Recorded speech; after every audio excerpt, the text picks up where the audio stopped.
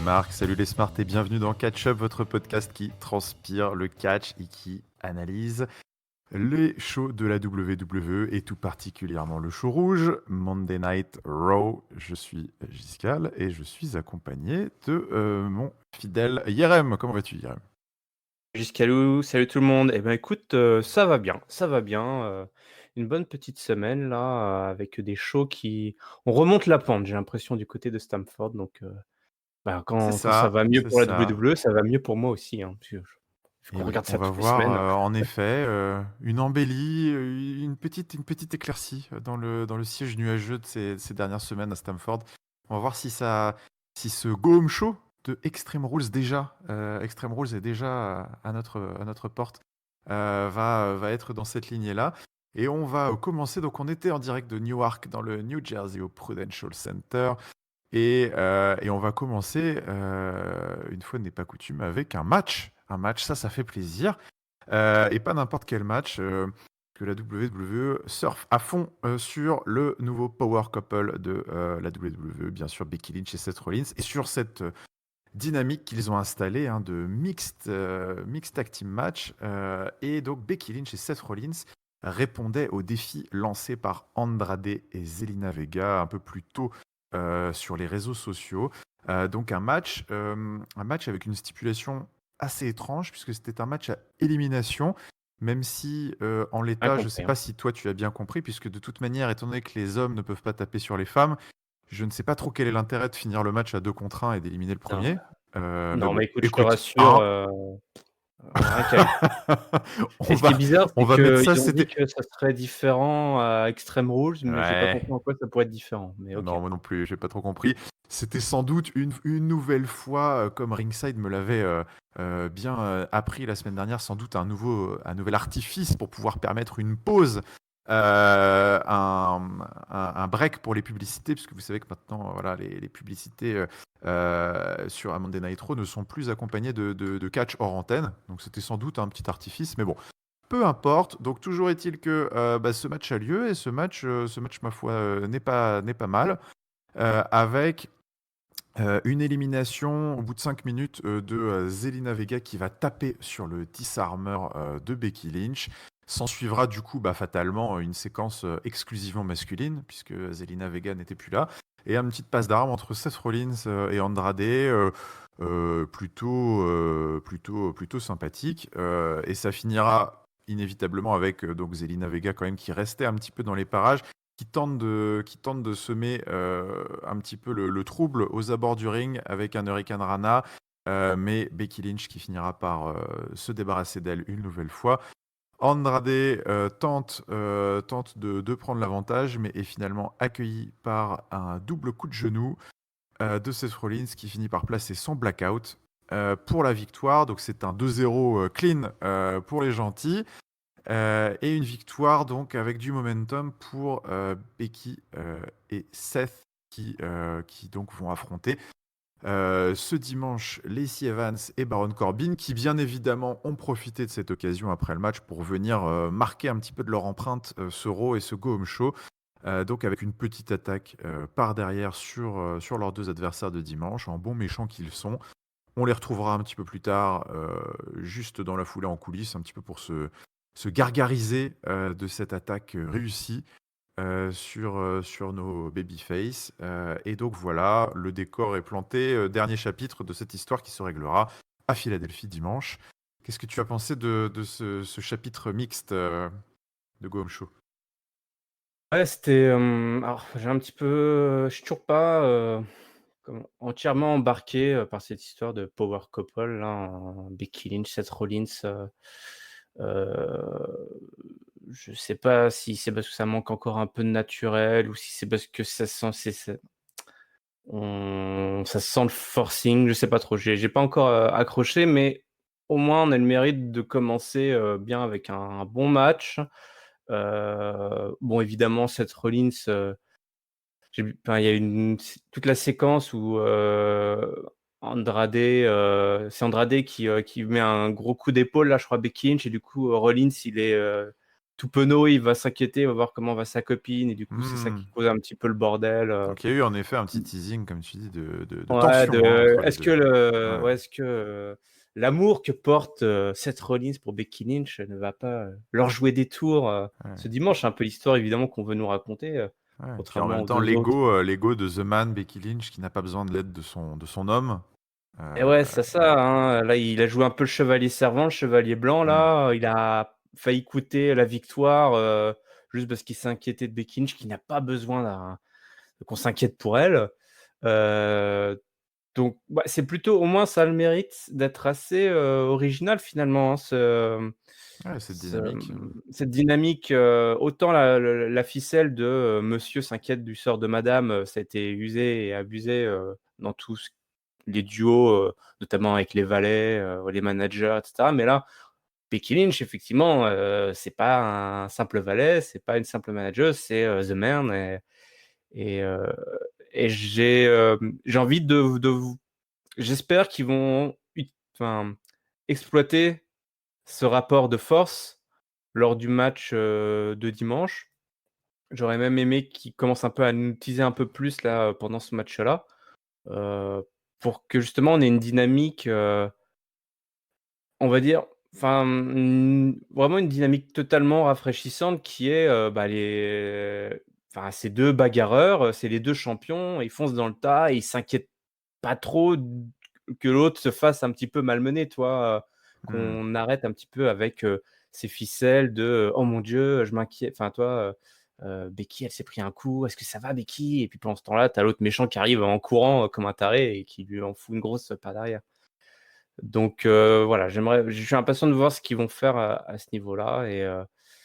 Mais c'était une bonne façon de démarrer le show. Toi, je sais pas ce que tu en as pensé, mais Si, si, si, si. Moi, c'était bien j'ai foutu, bien hein. aimé le fait que ce soit justement du catch qui ouvre l'émission. En plus, un petit match mixte. Et puis, écoute, moi, c'est pareil, je suis un petit peu perplexe sur cette over-push, on va dire, de cette relation qui est vraiment poussée, tu sens, dans le Ouais. spotlight. Alors, c'est toujours un peu délicat. C'est sûr qu'il y a un peu des deux. Il y a le consentement, mais bon, on se doute bien quand même que la WWE surfe un petit peu. Dans ces cas-là, ils ont peut-être pas forcément leur mot à dire, hein, les principaux intéressés. C'est bon, écoutez, les gars, vous êtes super populaires. En plus, il s'avère que vous êtes mis en couple. Bon, bah, vous n'allez pas nous faire chier, on va en profiter un petit peu. Euh, donc, c'est indéniable. Mais bon, voilà, moi, je reste quand même extrêmement curieux et intéressé de savoir ce qu'ils ont dans leur sac à malice pour dimanche pour nous proposer des interactions mixtes, originales, voilà, dans la lignée de ce qu'on avait pu voir à WrestleMania 34. Je suis sûr que il y a moyen de faire des choses assez cool, de faire popper le public Ouais. sur des spots mixtes Ouais, sympas. ouais. Donc voilà, j'espère qu'ils vont jouer à la carte à fond et qu'ils vont nous surprendre un petit peu dimanche et qu'ils vont pas nous faire un truc un peu abaissé, parce que c'est vrai que voilà, type par exemple ce qui s'est passé là ce lundi, qui était un très bon match de catch, mais qui restait bon bah voilà très cantonné. On a une première portion féminine, élimination, petite portion masculine derrière. Des petites frites, oui, petit coup d'épaule, mais ça restait quand même très léger. J'en attends beaucoup plus pour dimanche, c'est sûr. Moi, tu sais ce que je veux voir dimanche soir? Je veux voir une power bomb, une Shield power bomb portée par Becky Lynch, Ah ouais, avec alors ça Seth c'est. Rollins qui fait le. Il serait que deux, ce qui est un peu dommage, mais Ah ouais. voilà, dans l'intention, toi, au moins nous le Power teaser, bomb de toi. Corbin sur la table. Et Ouais, bah, ouais. écoutez, c'est posé, le pronostic est posé. En tout cas, le desiderata est posé. On va continuer cette émission avec une petite intervention de Paul Heyman, le nouveau Oh. booker en chef de Monday Night Raw. Mais ça, ce n'est que dans la coulisse, puisque pour l'écran, il est bel et bien toujours l'avocat de Brock Lesnar. Et donc, il vient nous expliquer. Alors, évidemment, il a du mal à casser la pop, hein, parce que voilà, tout le monde est un petit peu au courant de cette nouvelle position qu'il a pris. Et c'est vrai qu'on s'en réjouit un petit peu tous de le voir aux manettes de Monday Night Raw. Toujours est-il il a un rôle à jouer, c'est de se faire huer et d'être l'avocat de Brock Lesnar. Alors, il nous explique que voilà, bah, forcément, le pay-per-view est cher à son cœur, hein, celui qui arrive dimanche, parce que c'est Extreme Rules et c'est à Philadelphie, la maison, le temple de l'ECW et du catch extrême, fédération qu'il a un petit peu enfanté, fut un temps. Donc forcément, voilà, il sait beaucoup de choses de ce qui va se passer ce dimanche, tout comme un certain Brock Lesnar qui a toujours sa mallette Et donc, il nous explique que et Brock Lesnar, il va en profiter, il va cacher ce dimanche. Mais il rajoute une petite astérisque et il nous dit il va cacher, mais bon, enfin, ça, peut-être que je vous le dis juste pour mindfuck Seth Rollins et Kofi Kingston. Peut-être qu'en fait, en fait, c'est pas Je vrai. mens. Peut-être que je vous mens. Et que tout simplement, c'est du bullshit. Mais il y a que moi et Brock qui savons pour sûr. Donc, pour ça, il va falloir regarder Extreme Rules pour savoir s'il y a un cash-in. Donc, bon, voilà, hein, du teasing un petit peu classico-classique de Paul Heyman. À la limite, il ne s'est pas passé grand-chose dans ce segment. Peut-être on peut en profiter pour avoir ton sentiment sur cette annonce qui a animé un petit peu là, ces 10 derniers jours et l'arrivée aux manettes de Paul Heyman. Est-ce que tu as un avis, des ambitions? Moi, ma question que je me pose, c'est est-ce qu'on l'a senti déjà? Est-ce qu'on la sent déjà, la patte Paul Heyman? Et qu'est-ce que c'est la patte Paul Heyman? Oui, À c'est quoi il ça faut qu'on aussi. s'attende? Parce qu'on est tous là à se tirer la nouille en se Oui, disant: «Ah voilà les sauveurs, voilà les messies». Alors c'est 2 postes qui ont été créés, hein, je crois, oui. c'est directeur créa, je crois, un truc comme ça? Oui, Bon, alors en voilà quelque et sorte. Alors je précise pour les auditeurs que du coup à SmackDown, c'est Eric Bischoff qui a pris le pendant de cette position. alors je pourrais d'ailleurs, lors de qu'on fera l'analyse de SmackDown, je pourrais mettre le doigt sur des choses que j'ai senties un peu différentes de Mhm. ce qu'il y avait avant, qui après, est-ce que ça met au crédit ou pas de Eric Bischoff? Ça, C'est ça. c'est assez complexe. Je De pense toute qu'il façon, faut c'est la attendre un petit grande, peu. Ah ouais. c'est le grand serpent de mer. C'est toujours la même chose quand tu lis sur Internet. C'est grosso modo depuis 2 semaines. Si c'était bon, c'est Paul Heyman et Eric Bischoff. Si c'était pas bon, c'est Vince McMahon. C'est pas compliqué. God damn it. God damn Gotcha. it! Voilà, c'est ça. Donc bon, Gotcha. écoute, compliqué. Pour Ouais. l'instant, t'as pas encore vu cette patte peut-être à Raw. Non, pas spécialement vu cette patte, ce qu'on peut remarquer, mais c'est presque ça c'est pour les valable pour, les 2 choses, c'est qu'on revoit vraiment des gens qu'on ne voyait plus Oui, et et ça, je suis qu'on bien réclamait d'accord. un peu à corps et à cri, à différents degrés. Je suis pas sûr que tout le monde réclamait de voir, le couple Canellis, par exemple, mais, Non. on les voit, quoi. On les voit et surtout on passe en revue quasiment chaque, ceinture et ou chaque division chaque semaine, avec, une storyline, enfin, en tout cas la volonté de, d'écrire quelque chose à chaque fois pour chacun des protagonistes qui apparaît dans les shows. Donc, est-ce que ça, c'est quelque chose à mettre au crédit de Paul Heyman et de Bischoff? Je ne sais pas. Mmh. Mais, si on analyse là les quelques semaines qui se sont déroulées, on va dire, c'est la grosse différence que j'ai remarquée. C'est ça, c'est on revoit des têtes qu'on voyait plus et on s'attarde, on donne à manger un peu plus, enfin des histoires, même si elles sont, voilà, plus ou moins complexes. Mais pour autant, on se bouffe toujours, si ce n'est plus, du Shane O'Mac, par exemple, tu vois? Donc c'est pas Oui, parce que ça Paul ça ça Heyman et c'est Eric un Bischoff sont arrivés que Shane McMahon a disparu. mais ça, c'est Vince. Heu, Ça, c'est Vince, hein. C'est je vois pas sûr. du tout le rapport entre Vince et Shane, qu'est-ce que tu racontes? Donc, à voir, moi, enfin, en fait, je me dis pas genre, avec l'arrivée de Paul Heyman et d'Eric Bischoff, j'attends à ce qu'il se passe ceci ou cela. À vrai dire, je m'en fous que ce soit Paul Heyman ou Eric Bischoff qui arrive. Je sais juste que Paul Heyman, je connais moins Eric Bischoff, mais je sais que Paul Heyman, c'est quand même un gars qui est très malin. C'est un gars qui, sait écrire des personnages, qui sait, coacher des petits jeunes. On voit beaucoup dans des séquences backstage, de coulisses, lors des documentaires, des reportages, même si c'est toujours mis en scène, mais ça n'empêche qu'il est là. Mmh. Il est, je dis pas que c'est un mec comme Triple H, mais voilà, c'est un mec qui semble aimer prendre soin de ses personnages, si je puis dire, et donc de son show. Donc c'est en ça que je l'attends, c'est que des gens qui aient une sorte de bienveillance et de pragmatisme, sur l'écriture de leur show pour éviter des écueils, qui sont gros comme des culs, comme on s'est tapé ces derniers mois. Donc, Ouais. voilà Polo, ta mission pour les semaines à venir. Allez Polo. Arrêtez de nous prendre pour Allez, des cons. allez Polo. Et donc, oui, écoute, je suis assez d'accord avec toi et c'est sans doute, on va pouvoir le voir d'ailleurs peut-être dans le segment suivant, c'est, une des petites joies qu'on a depuis une semaine, c'est de revoir enfin, un spotlight, plus éclaté, on va dire, sur l'ensemble de ce roster pléthorique, à commencer par la division tag team de Raw qui, qui tombait presque en désuétude malgré des nouveaux champions et un effectif quand même assez costaud. Et donc on était heureux sans doute cette semaine de revoir les champions de Revival et les Usos qui étaient aux prises dans un 3v3 auquel vous ajoutez d'un côté avec les Usos le Miz et du côté du Revival Elias, donc dans un 2 out of 3 falls, donc encore une fois, hein, cette stipulation qui va être usée jusqu'à la corde avec ce nouveau fonctionnement pour mon plus grand mécontentement personnel. Mais bon, c'est comme ça.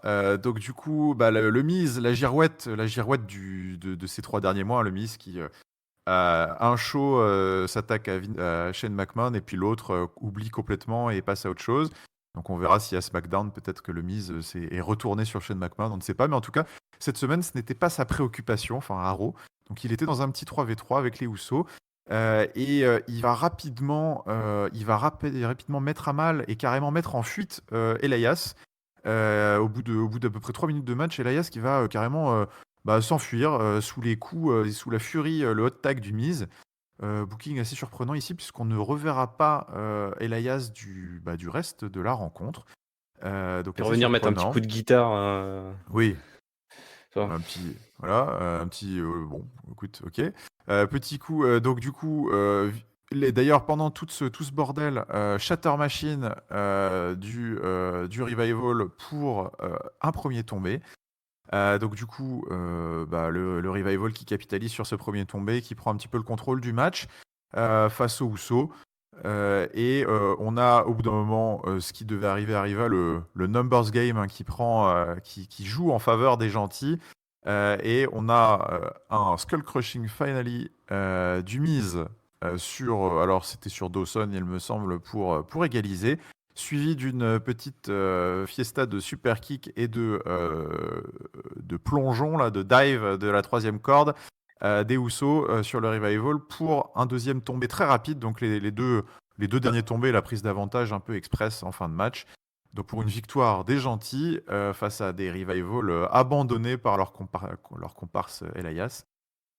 Tout cela pour nous filer un petit peu de hype sur les challengers, les Usos, pour les ceintures tag team qui seront défendues à Extreme Rules, donc dans un 2v2 classique sans stipulation ce dimanche. Qu'est-ce que tu as pensé de ça, Bah, Yann? enfin, ce qui est sûr, c'est que, on n'a pas besoin d'être rassuré sur la qualité, entre les cordes des Usos et des Revival. Ces mecs, je Ouais. pense que c'est comme, la grande époque, de la scène tag team à SmackDown. C'est des équipes qui pourraient, enchaîner les match-up, pendant 6 mois qu'on n'arriverait même pas à en être dégoûté tellement ils sont bons, quoi. Et Revival, c'est des super méchants, c'est trop des filous Ouais. et les Usos, ils ont un tel charisme que c'est un Ça plaisir marche hein, bien. Hmm. ça marche super bien. En fait, la mécanique est bien huilée, donc ça roule tout seul, ça roule tout seul.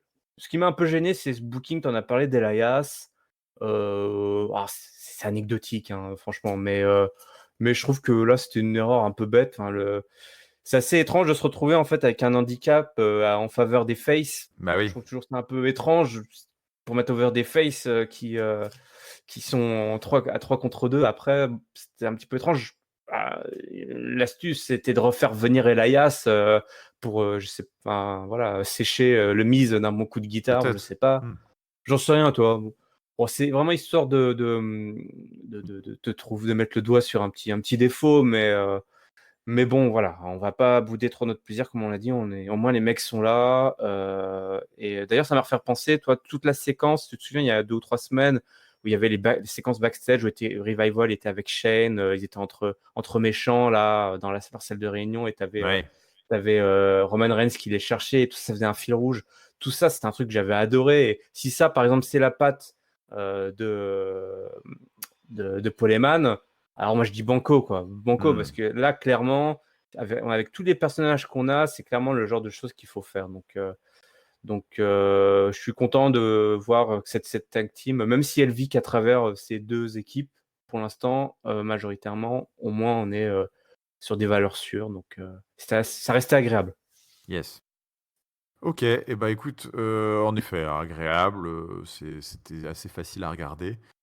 Toujours, bon moi de mon côté, c'est vrai qu'il y a toujours le cas du Miz qui m'interroge, complètement, coincé. On a l'impression d'un hamster dans sa cage là qui tourne en rond. On ne sait pas trop ce qu'il fait d'une semaine à l'autre. Il change complètement de booking quasiment. Enfin, c'est vrai que bon, alors voilà, il est tellement over que de toute façon, le jour où on va vouloir lui remettre un programme dans les pattes, il y aura pas trop de soucis pour lui. Mais bon, ça me peine un petit peu de le voir mal utilisé comme ça, Du coup, si dans c'est la ça, par mid-card de contre, la Raw. patte Poleman, c'est pas bon.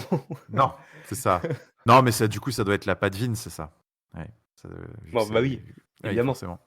Euh, Allez, on continue avec une petite foule de segments backstage qui se sont déroulés autour de cette ceinture, hein, 24/7 et donc ça a été un des fils rouges, pas que, de cette émission en coulisses. Avec bon bah voilà, alors si vous suivez un petit peu les réseaux sociaux, la chaîne YouTube de la WWE, Facebook Live et compagnie, vous savez que Drake Maverick est champion 24/7 et que il était en lune de miel avec sa femme, mais lune de miel pendant laquelle il était plus obsédé par sa ceinture que par bien évidemment prendre soin de son épouse complètement désabusée face à l'obsession de son mari. Donc ça a donné tout un tas de segments assez drôles, de clichés assez marrants de Drake Maverick avec sa ceinture et sa femme, notamment au Disney d'Orlando, il me semble. Et donc on les retrouve à Raw puisque leur lune de miel se poursuit, mais passée par le New Jersey manifestement. Et donc voilà, Drake Maverick qui reprend un petit peu les codes de R-Truth et Carmella. On voit Drake Maverick qui se cache dans un caisson de matériel avec sa femme assise au-dessus, un petit peu désabusée, beaucoup moins dedans que Carmella, hein. Tu sens qu'elle, par contre, elle aimerait plutôt que son mari perde sa ceinture qu'autre chose. Donc ça donne des petits échanges assez drôles. Évidemment, on a les courses-poursuites, des geeks et des jobbers à travers toute l'arène. Et puis, bah voilà, grosso modo, pas de grosses évolutions. Arthur, ça Si, fait une quelques énorme petits. évolution puisque Attends, j'ai Drake se loupé quelque voit, chose? Drake se voit promettre la consommation de son Ah oui, c'est mariage vrai, bah oui, évidemment. Oui, oui, c'est après vrai. la, après la soirée, si tout se passe C'est bien. ça, c'est ça. C'est si jamais ils arrivent en effet à s'échapper victorieux, Drake Maverick, voilà, aura le droit enfin de consommer son mariage pendant sa lune de miel, sa vraie lune de miel cette fois. Donc il est bien évidemment très heureux. Et donc voilà. Bon, est-ce que ça continue est-ce que Drake Maverick, qui du coup a repris le flambeau de R-Truth, est-ce que ça continue de t'amuser? Ah, moi, ça continue de m'amuser. Ouais, ouais. Ça me continue de m'amuser, c'est ma petite friandise. C'est ça. Ils sont, il est très bon aussi. Enfin, et on a trouvé un deuxième génie comique, je pense, Ah, il est excellent, hein. Ouais, ouais. avec Drake Maverick. Et c'est vrai qu'il a repris le rôle de R-Truth et il utilise un peu les mêmes ficelles et tout. Et moi, enfin, pour l'instant, je suis pas du tout. Enfin, Pas lassé ils ont encore, encore. hein. Ouais. Non, parce qu'ils Non, non, mais il y a du ils gros peuvent. potentiel, Enfin, hein. Ouais. c'est infini en C'est fait. C'est quasiment infini infini. en fait. Et c'est vrai que c'est finalement assez drôle. Est-ce que si jamais ils veulent fonctionner comme ça avec cette ceinture, je trouve que c'est une bonne façon de mettre le spotlight sur des gars vraiment de l'undercard ou des jobbers. Voilà, écoute, ça se trouve peut-être que Drake Maverick va avoir ses 4-5 semaines de gloire, comme R-Truth a pu les avoir. Et puis bah écoute, après il va peut-être passer sa ceinture à un autre mec qui a besoin peut-être d'un petit coup de projecteur pour faire valoir son charisme. Peut-être qu'un EC3 ou un autre Mais, mec comme ça peut être un bon porteur de ceinture et faire quelques gags évidemment. pendant quelques semaines. Et voilà, peut-être que cette ceinture, c'est aussi ça. C'est une sorte de petit coup de projecteur léger à la SmackDown un petit peu, j'ai envie de dire, parce que c'est quand même très SmackDown comme esprit. Euh, SmackDownien. c'est SmackDownien. Donc Mais c'est écoute, une si petite ça série dans continue. la série, tu vois. C'est C'était comme ça. on avait la Fashion Popo. Eh Et ouais. on a besoin de ça. C'est quand même 3 heures à se farcir. Ça, à chaque fois, assez lourd, toi. Ah Quand ouais, ouais, c'est même. sûr. C'est des grosses histoires, des gros bonhommes, Ouais. On des peut pas avoir filles, que des des gros filles. bonhommes. Ouais. Voilà, des filles musclées, des mecs balèzes, avec des gros enjeux et des gros méchants et tout. Et là, t'as bah, une petite sitcom, quoi, un petit peu, où qui mettent en avant des talents. Ouais, des mecs qui savent tenir leur personnage, qui savent parler, et qui ont pas peur du ridicule. Donc, c'est banco. Pour moi, il faut continuer là-dessus. Et puis, nous surprendre, toi, effectivement. Voilà, enfin, si dans 2 mois, c'est encore Drake Maverick à la ceinture avec sa femme qui râle et tout, peut-être Oui, qu'on sera lassé, mais voilà, ils vont écrire. Ça doit être sympa à écrire en plus pour eux là, ça doit être assez drôle, à jouer. ouais, je Ouais, pense. ouais. Même pour Drake, de recevoir les scripts un petit peu de ça, je pense qu'il doit bien se marrer. Il y en a un qui se marre un petit peu moins, Et- c'est Rey Mysterio. Alors, il s'est marré un petit peu moins au bout de 5 minutes, hein, parce qu'au début, il était plutôt content, hein, d'être de ouais. retour, Rey Mysterio. Sûr de Il a, lui, heureux. ouais, il a battu tous les pronostics des docteurs, tout simplement, qui l'avaient annoncé. Alors, écoute, sa blessure m'échappe. Je crois qu'il l'a mentionné. Il avait un problème à l'épaule, non? Ouais, Il alors est- ça, c'est un petit peu la nouvelle obsession des promos, toi, vaincre la maladie, Ah vaincre oui. les diagnostics des médecins. C'est ça, hein. Il s'est C'est... battu. Bah, c'est un babyface, hein. Il est valeureux, il abandonne jamais. Never give up. Il se Il a bat pris pour ce 2 qui. Dafalgan et ça allait mieux, toi. Et puis bah voilà, tout simplement, hein, on va pas me faire croire un petit suppo et ça repart, hein. Donc du coup, Rey Mysterio et son suppo sont arrivés sur le ring et donc voilà, promo sur l'héroïsme, sur la vaillance. Il est de retour et il est tellement vaillant, tellement fort qu'il envoie carrément un open challenge à tout le vestiaire. Et écoute, bien mal lui en a pris, puisque c'est le tout-puissant Bobby Lashley qui s'en vient. D'ailleurs, on voit pendant son entrée le visage de Rey Mysterio, enfin le peu qu'on peut apercevoir à travers son masque, hein, qui se décompose. Il était pas C'est très vaillant, là. oui, c'était peut-être pas une très bonne idée. Il va peut-être me falloir 3-4 suppos de plus pour affronter Bobby Lashley, qui avait l'air, lui, pour le coup, en pleine forme, à la grande surprise des commentateurs, hein, qui ont beaucoup joué sur les événements de la semaine dernière, forcément, hein, vous savez, Bobby Lashley qui était passé à travers le Titantron avec Braun Strowman. Et ces deux-là, d'ailleurs, s'affronteront dans un Last Man Standing match à Extreme Rules ce dimanche. Bobby Lashley, bah écoute, il était en petite sortie d'échauffement et de remise en forme et il a fait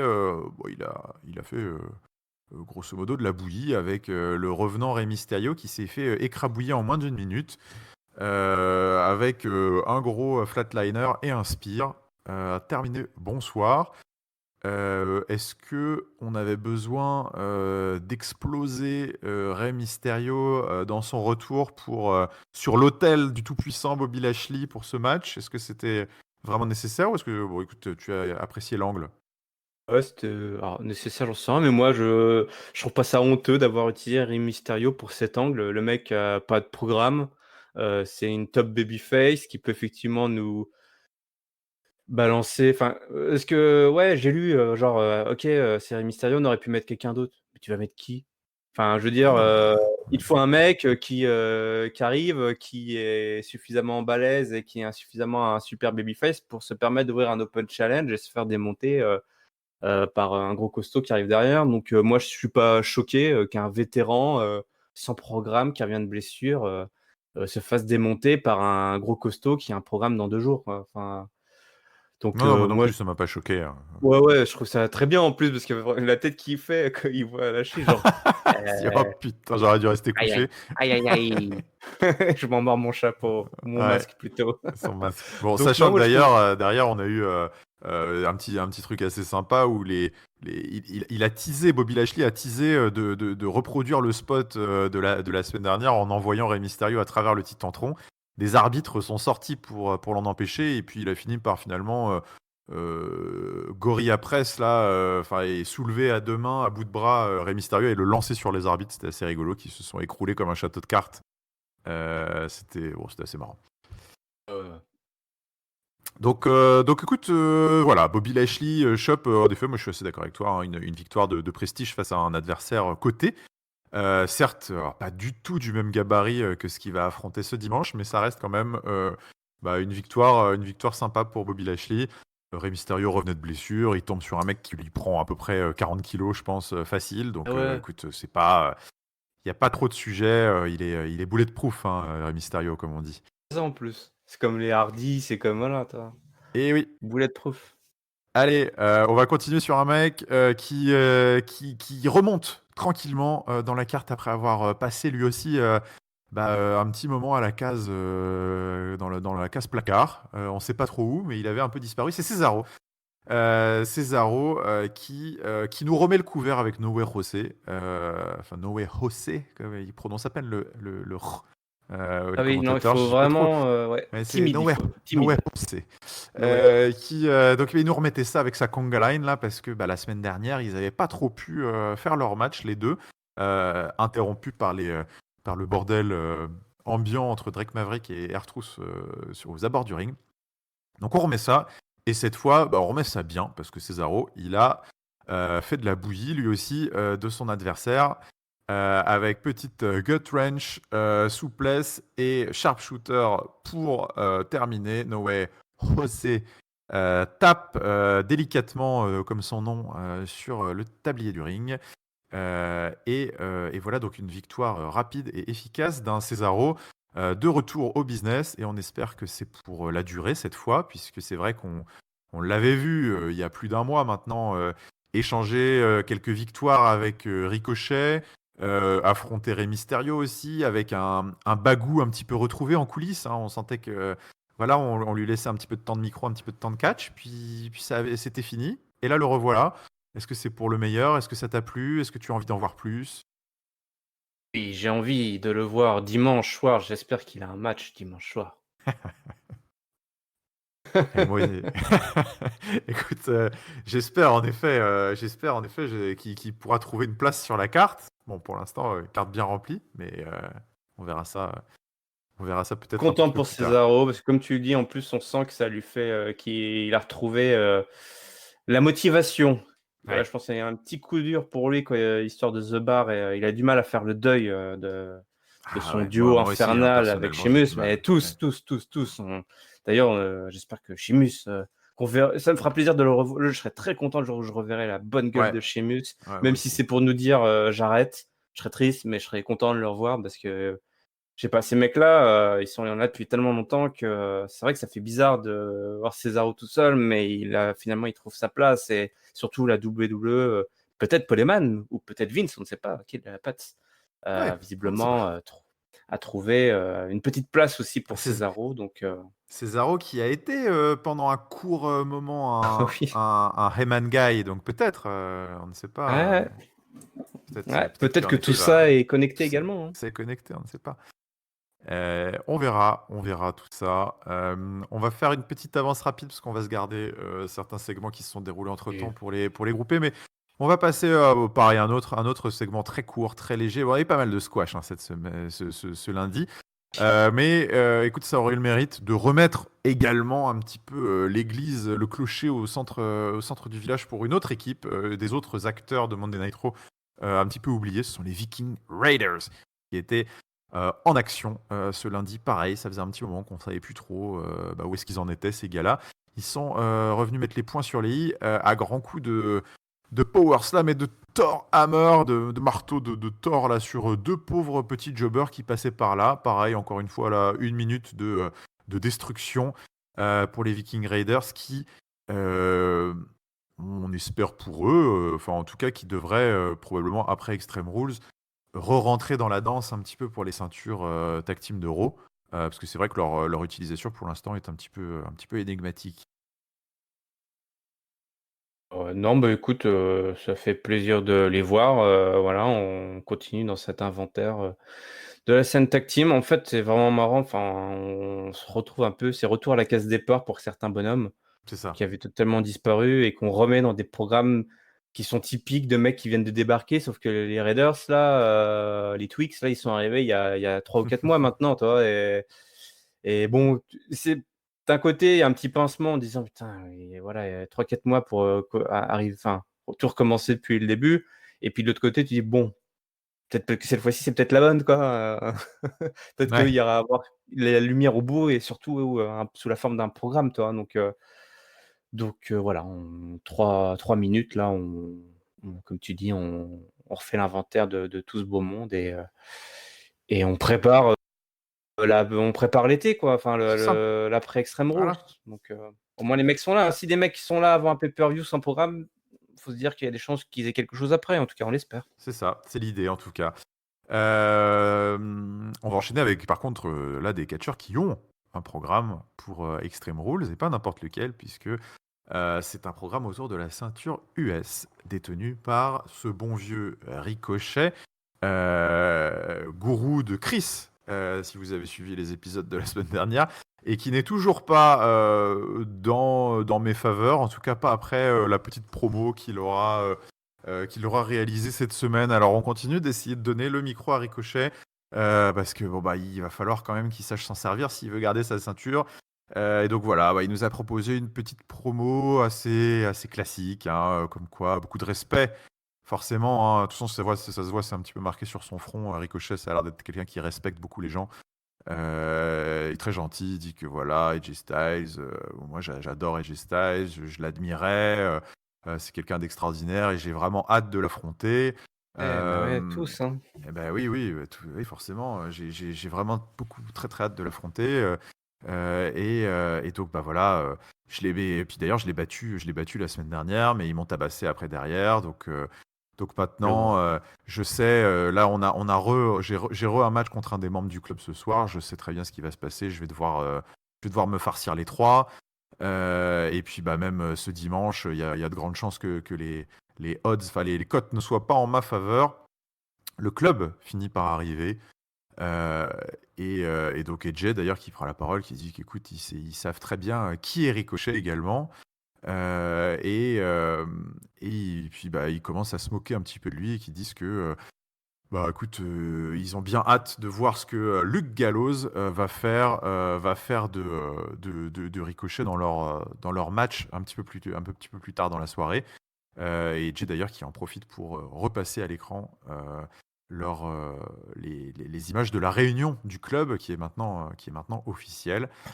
Et bah, on va enchaîner sur ce match, justement, Ricochet, Luke Gallows. Baston un petit peu brouillonne pour commencer le match. Gallows qui prend l'avantage avec sa force, sa puissance, l'avantage évident de force. Mais Ricochet qui finit rapidement par retourner la situation, lui, par sa vitesse, forcément, ses contres et ses esquives.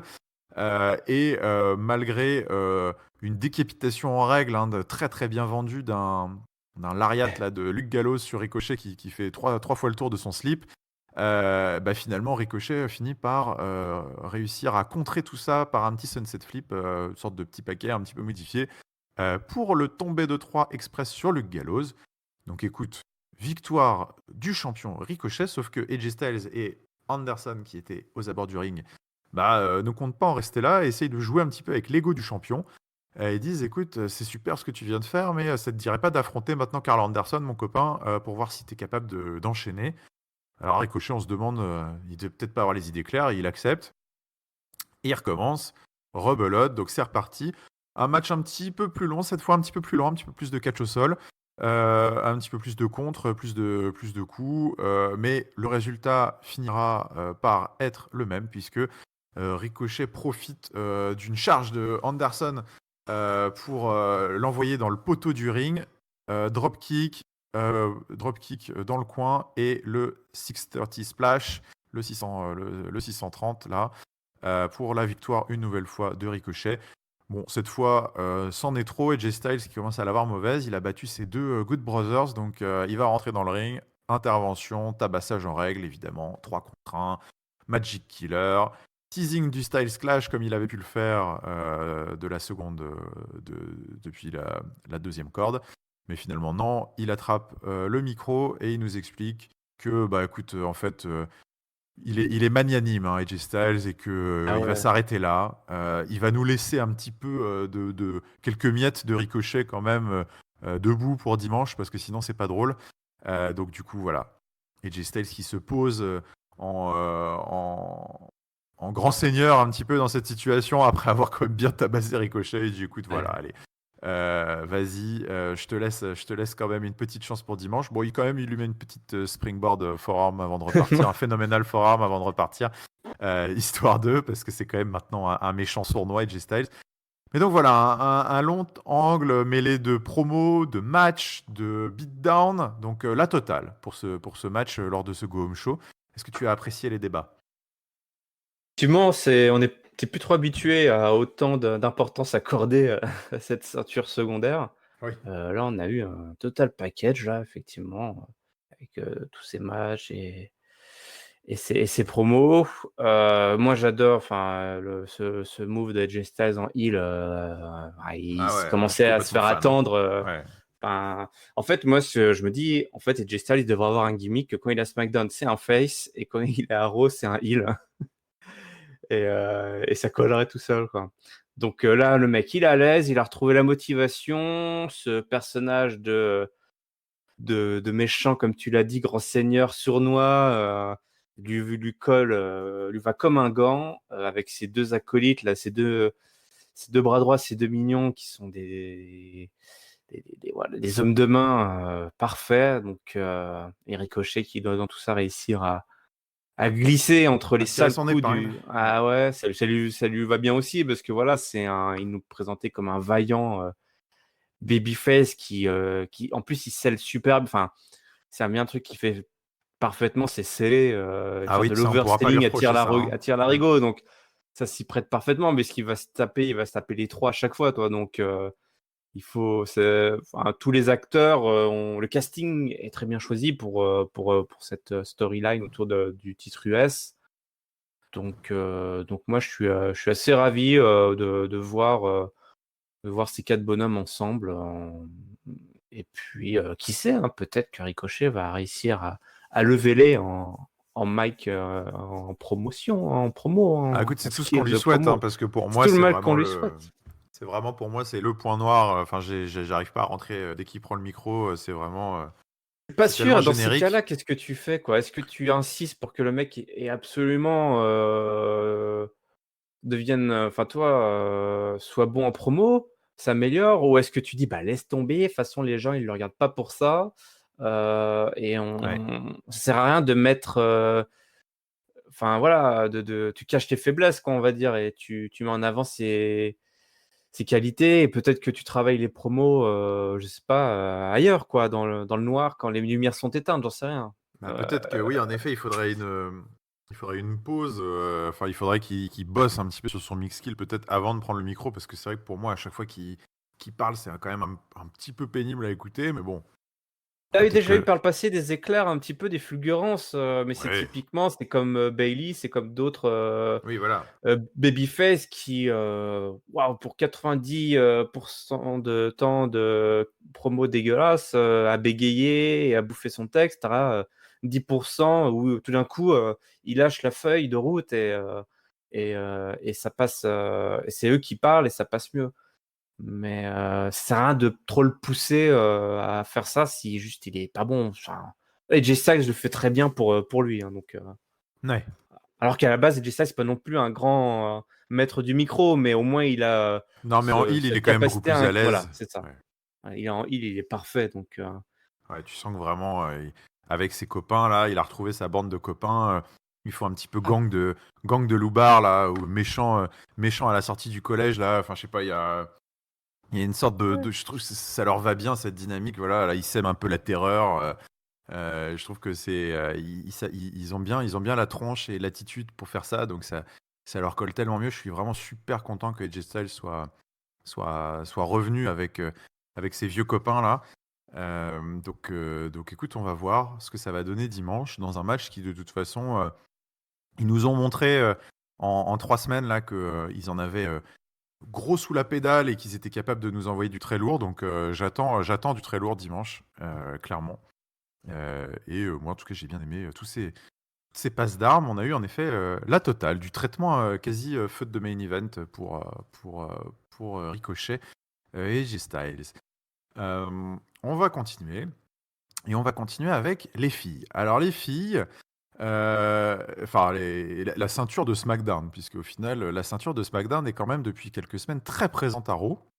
Et ça a continué. Puisque Bayley et Nikki Cross, Alexa Bliss est toujours pas dans cette affaire, hein. C'est un petit peu ce qu'on essaye de nous vendre depuis quelques semaines, hein. C'est que c'est finalement Nikki Cross qui fait tout. Et ben en fait, elles étaient aux prises, ces deux-là, dans un Beat the Clock Challenge, ce lundi, on pour sort vraiment toutes les déterminer. stipulations, hein. Ah ouais, on ressort tout, là, c'est la fiesta. Beat the Clock Toute la Challenge. petite retournée là, et puis Faudrait qui nous ressortent en effet la roue. Donc c'est pareil avec Beat the Clock Challenge, ça permet d'avoir des petits matchs courts qui sont idéaux pour qu'il y ait les petites pubs entre les deux. Donc c'est fantastique.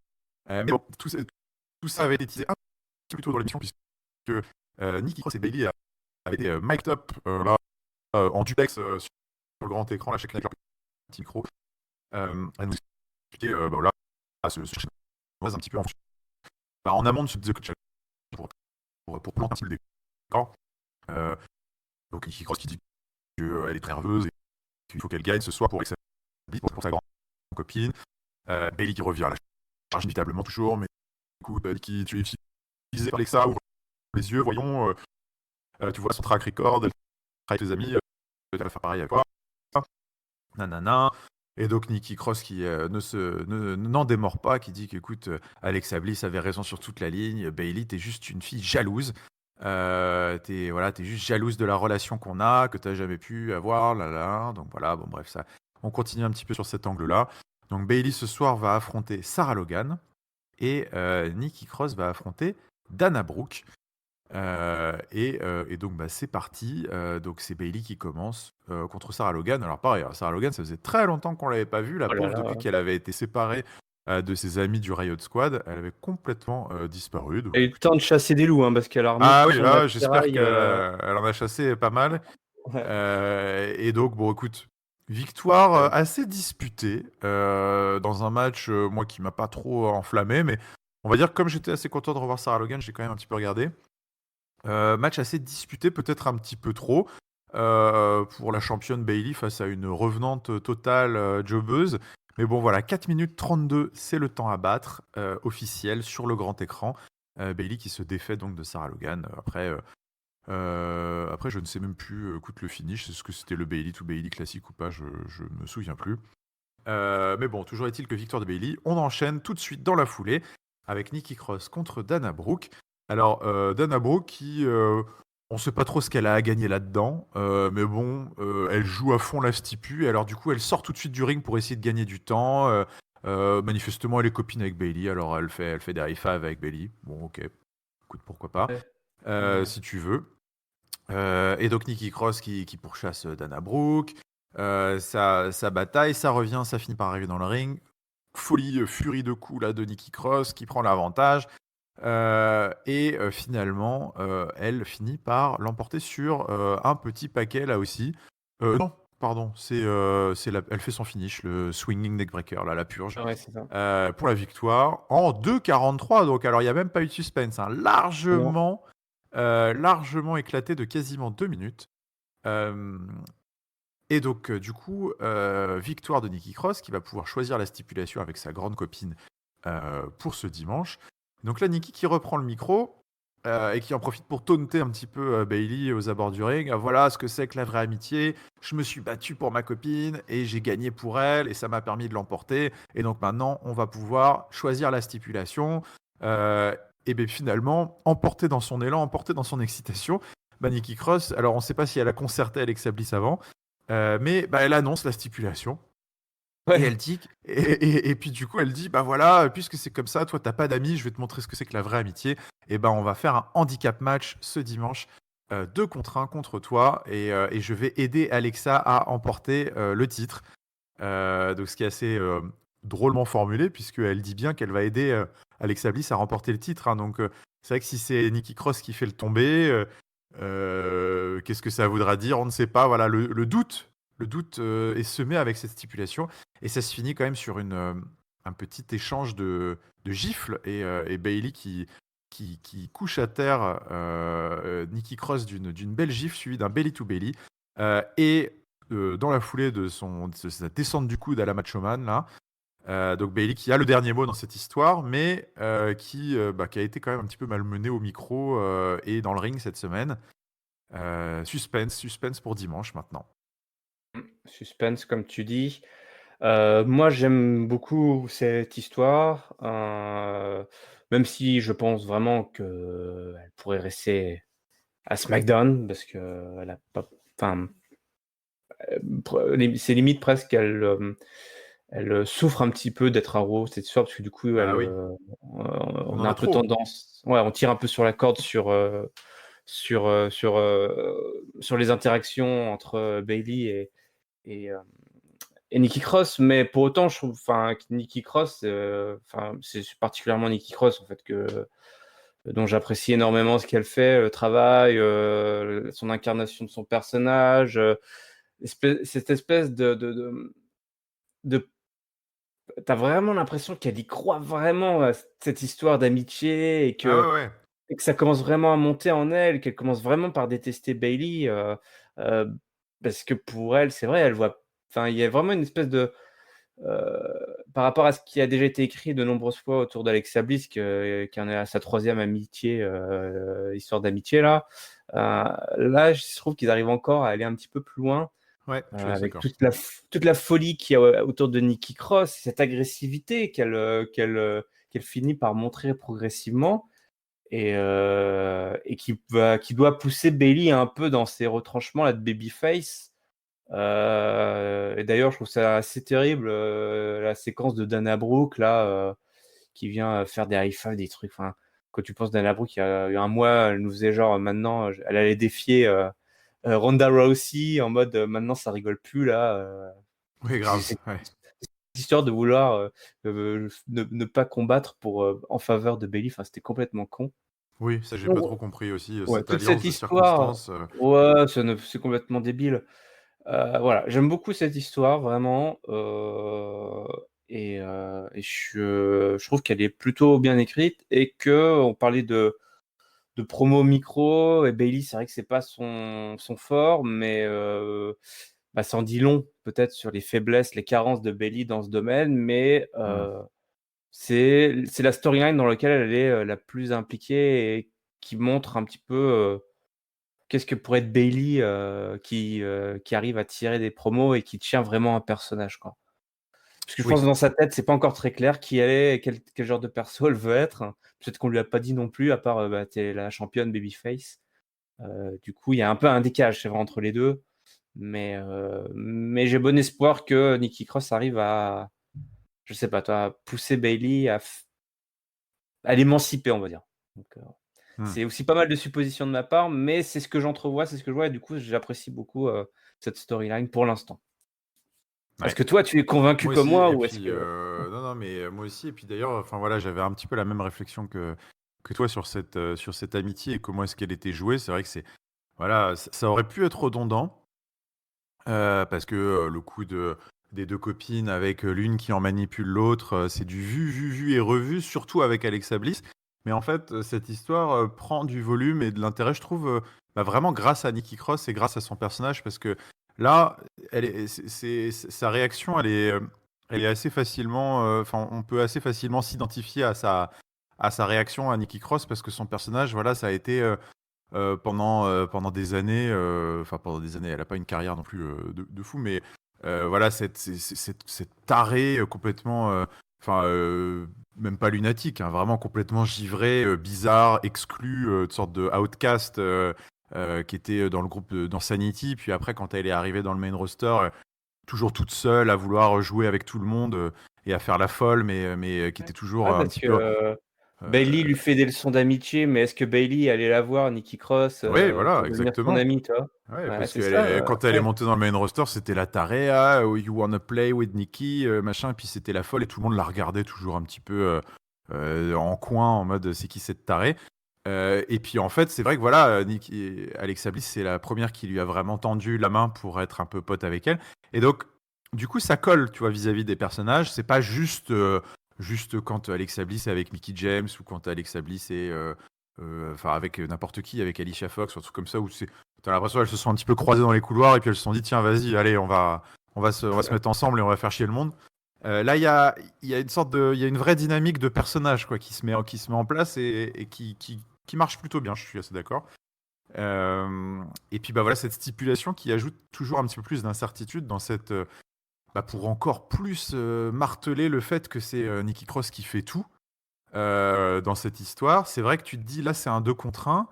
T'as presque envie de te dire que la suite logique, ce serait que ce soit Nikki Cross qui fasse le tombé dimanche et qui remporte la ceinture, et que Alexa Bliss parade avec après derrière. Ce serait presque l'évidence vu ce qu'on nous a raconté depuis des semaines. À voir si ça va se passer comme ça et si, Bayley au contraire va profiter des débuts de dissension. On ne sait pas, tout est possible, mais en tout cas voilà, moi en tout cas ça ajoute un petit peu d'intérêt à ce rematch qui à la base ne m'intéressait pas du tout de revoir un rematch entre Alexa Bliss et Bayley. Donc c'est plutôt pas mal. On va terminer avec notre autre fil rouge de la soirée qui a débouché sur un main event. Alors je vous épargnerai les autres petits segments backstage qui se sont déroulés pendant l'émission. On a eu notamment encore les Street Profits qui sont revenus de manière totalement random, nous hyper Extreme Rules. Là, ils étaient en publicitaire du dimanche, on ne sait pas trop pourquoi. Ok. Et puis on a encore eu voilà, une micro-suite de cette histoire abracadabrantesque entre Mike Kanellis et Maria Kanellis. Une petite segment backstage où Maria a une nouvelle fois insinué très fortement qu'elle doutait que Mike soit le père de son enfant. Bon, ok, on continue d'émasculer le pauvre Mike. On ne sait pas trop où ça va nous mener tout ça. Est-ce que éventuellement tu avais un petit commentaire sur ce qui s'était passé la semaine dernière et cette semaine, ou ça te passe au-dessus de la tête? Bon, attendons de voir ce qui va se passer, le pauvre. Il a mis ses couilles au frigo, là, c'est sûr. Ouais, elles sont bien au frais là. Allez, on va faire donc ce fil rouge dont je vous parlais. Donc cette semaine, l'attraction principale, on va pas se mentir, de Extreme Rules, c'est quand même le grand retour aux affaires de l'Undertaker. Si vous avez éventuellement déjà consulté l'article des pronostics, vous savez que quand même l'Undertaker, hors show promotionnel, hors des États-Unis et WrestleMania, ça faisait maintenant 2 ans et demi qu'on ne l'avait pas vu, puisqu'il était apparu au Royal Rumble de 2017. Et si on veut carrément le voir dans un match bell-to-bell classique, c'était carrément les Survivor Series de 2015, si je ne fais pas d'erreur, pour le revoir dans un match tag team avec son frère Kayfabe Kane. Donc c'est quand même assez exceptionnel ce retour de l'Undertaker dans le ring, assez incompréhensible aussi, mais bon, on verra s'il y a des plans Faut pas ce chercher à tout dimanche. comprendre des fois, hein.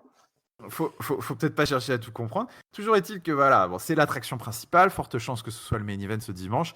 Et donc, il va faire équipe avec Roman Reigns. Et pour faire une petite répétition générale, Drew McIntyre et Shane ont eu la bonne idée cette semaine de défier Roman Reigns et un partenaire, pas de son choix. C'est vrai que d'habitude, on voit toujours, c'est plutôt, vas-y, trouve-toi un partenaire et on fait un petit 2 contre 2. Non, là, c'est Shane McMahon a dit, je vais te trouver un partenaire, Roman Reigns. Et on va se faire un petit 2 contre 2 en main event ce soir pour répéter. Alors bien évidemment, Shane McMahon et Drew McIntyre vont faire un petit peu la tournée des coulisses pour trouver un partenaire à Roman Reigns. Ne vous attendez pas à un catcheur de haute volée, puisqu'ils vont à tour de rôle proposer au mec qui fait les poubelles dans l'arène du New Jersey, un petit moustachu là, tiens, toi ça te dirait pas d'être tag team avec Roman Reigns ce soir? Bon, pas très chaud. Ils vont finir par aller voir un vendeur de boissons d'un stand de boissons dans les coursives du stade. Tiens, toi, Carlos, là, ça te dirait pas d'être partenaire de Roman Reigns? Bon, non, c'est toujours pas de succès. Bon, on voit de toute façon où veut en venir Shane, hein, clairement. Et puis il finit par trouver son bonheur, puisqu'il trouve carrément là un janitor, comme on dit aux États-Unis, mais c'est un homme d'entretien, grosso modo, un balayeur du stade qui boite en plus.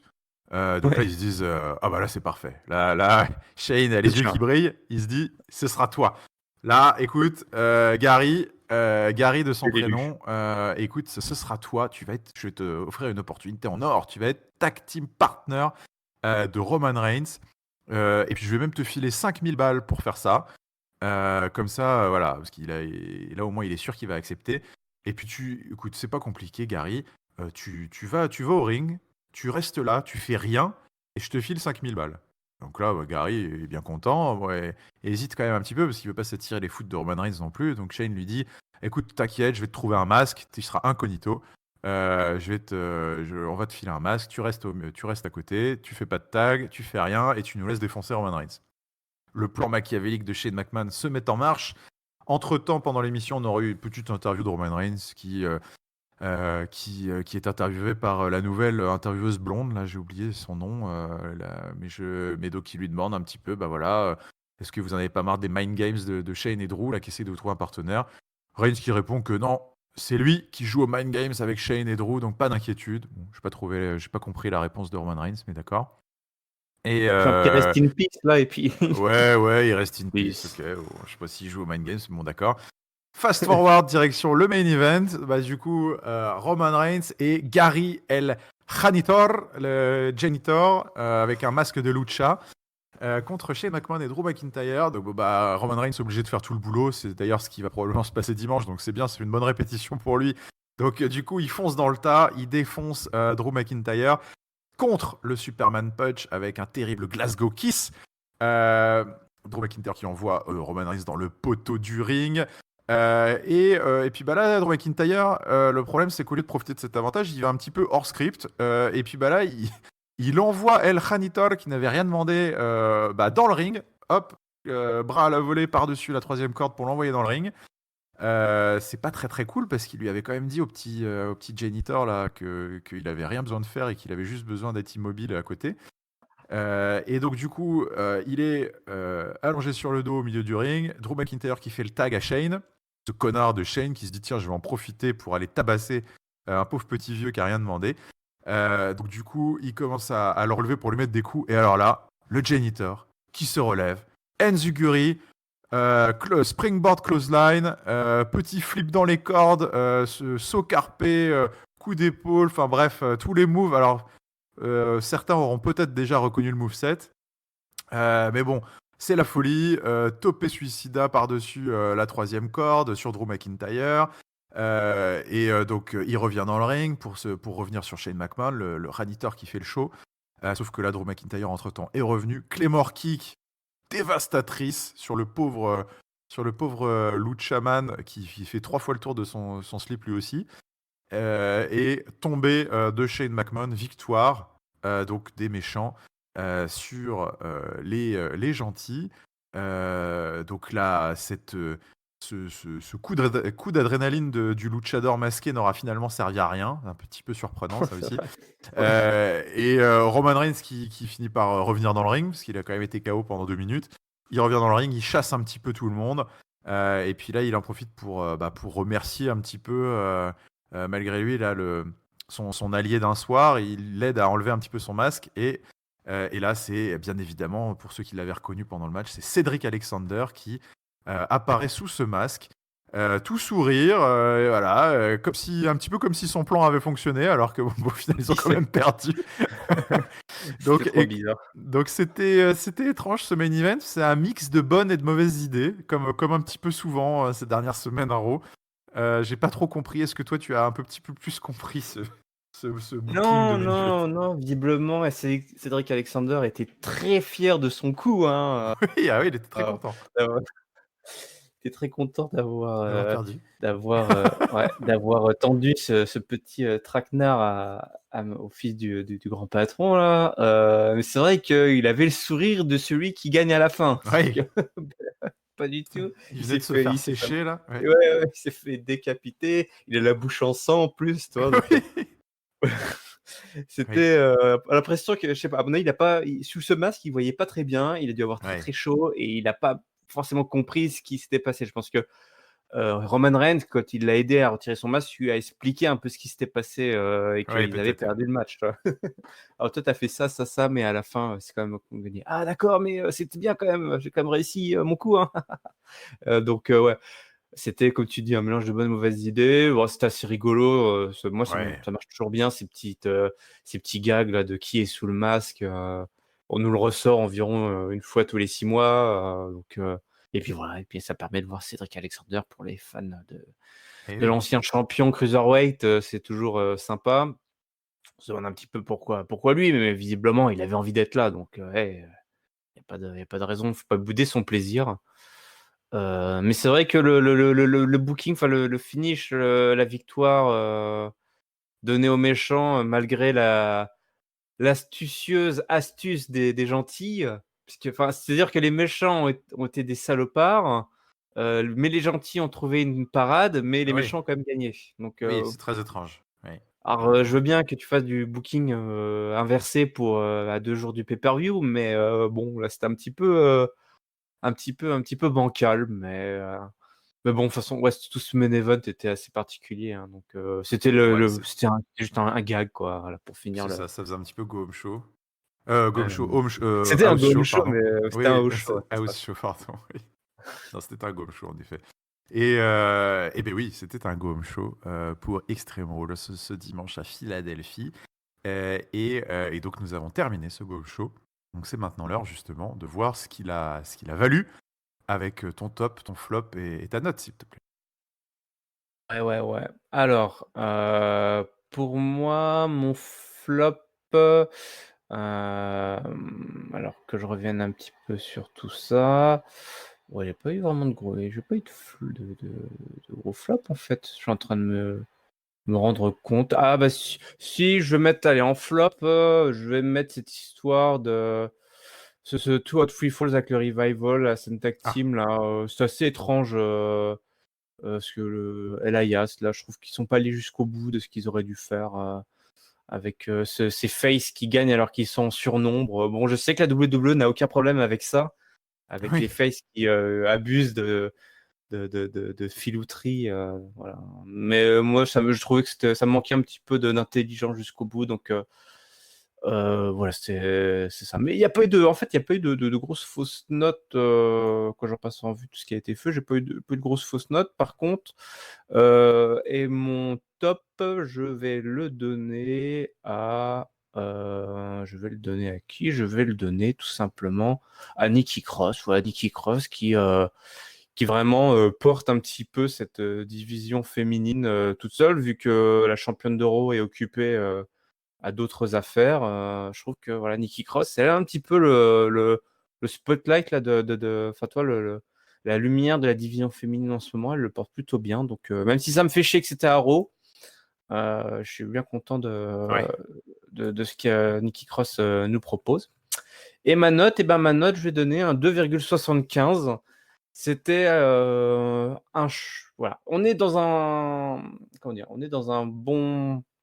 est sur des bonnes bases, en fait. On est sur des bonnes bases, on a les bonnes bases pour réussir à à produire à nouveau un bon show du côté de Monday Night Raw.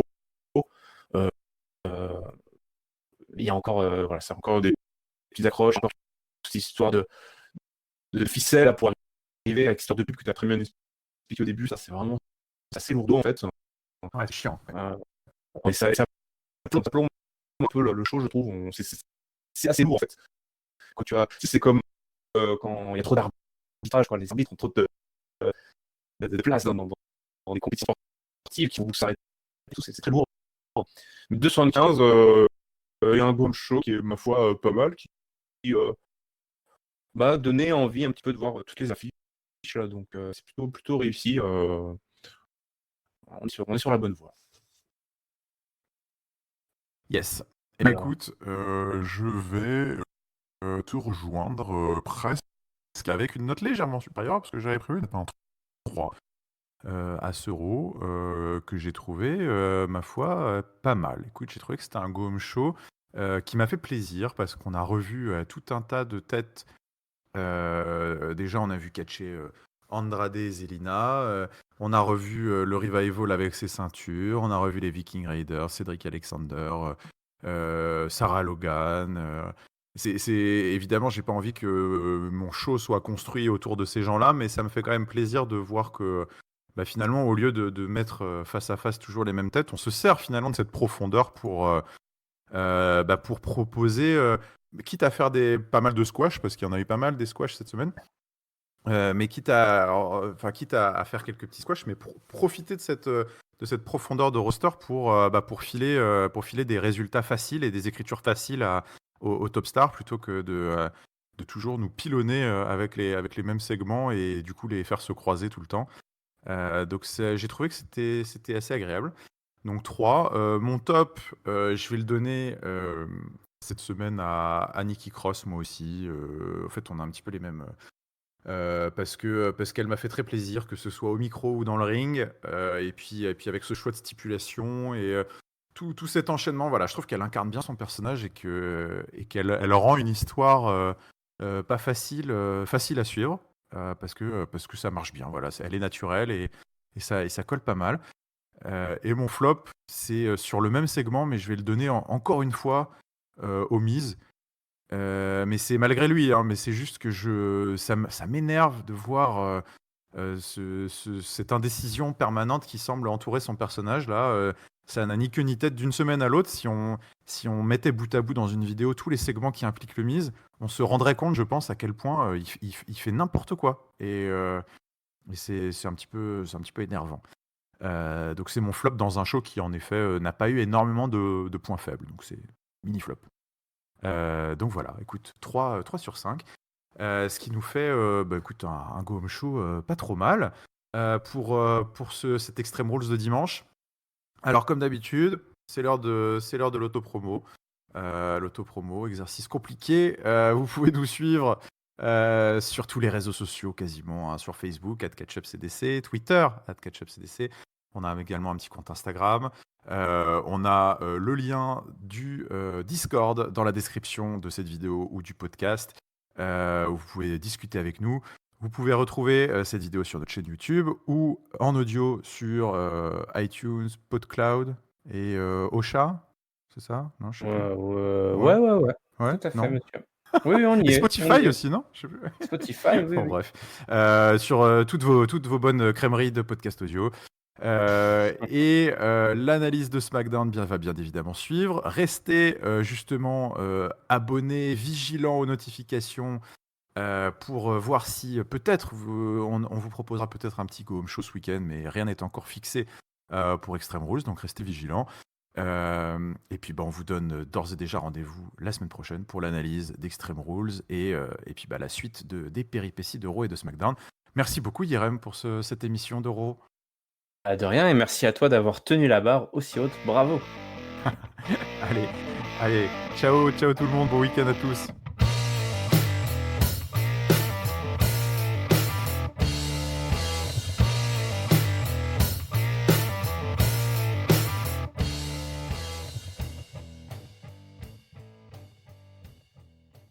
Ah, tu dis pas au revoir toi, enfoiré. Je dis salut, mais tout doucement, j'avoue. Ah d'accord.